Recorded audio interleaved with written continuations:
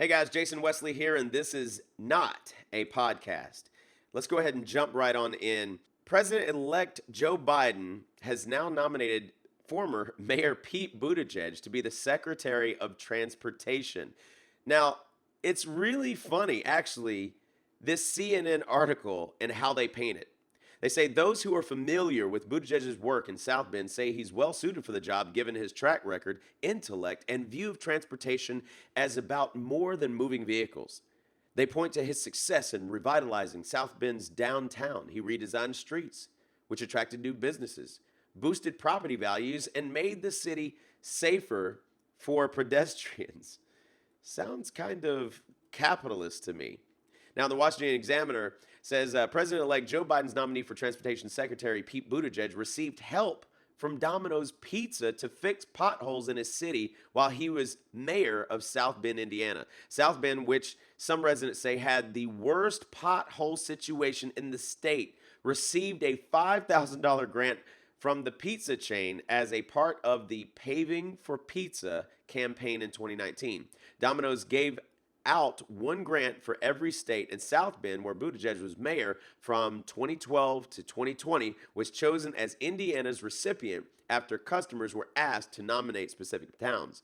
In 2018, the South Bend Tribune reported that some of the town's roads had become virtually impassable due to potholes. Local auto mechanics and tire shop owners added that the situation was the worst it had been in at least 10 years. It's been insane, one tire owner told the paper, adding that one day she stepped out to get pizza for her employees, and 7 cars had come to the shop with tire problems by the time she returned.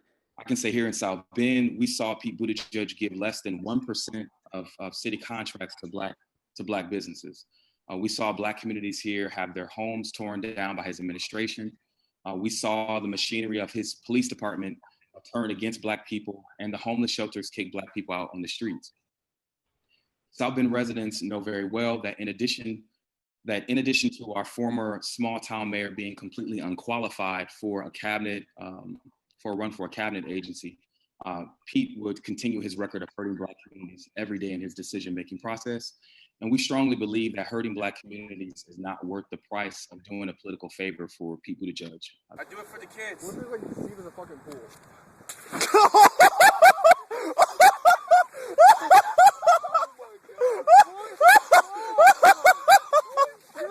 Now, people on the left, they want Joe Biden out of there. They want Kamala Harris in.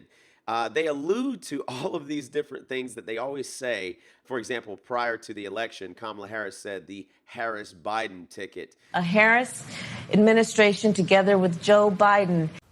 Harris-Biden administration is going to relaunch that effort. But Thomas Friedman has an op-ed that he wrote. He says, Harris is too smart and energetic to just be vice president, a position with few official responsibilities. I'd love to see President-elect Joe Biden give her a more important job, his de facto Secretary of Rural Development, in charge of closing the opportunity gap, the connectivity gap, the learning gap, the startup gap, and the anger and alienation gap between rural America and the rest of the country. What the hell is he talking about?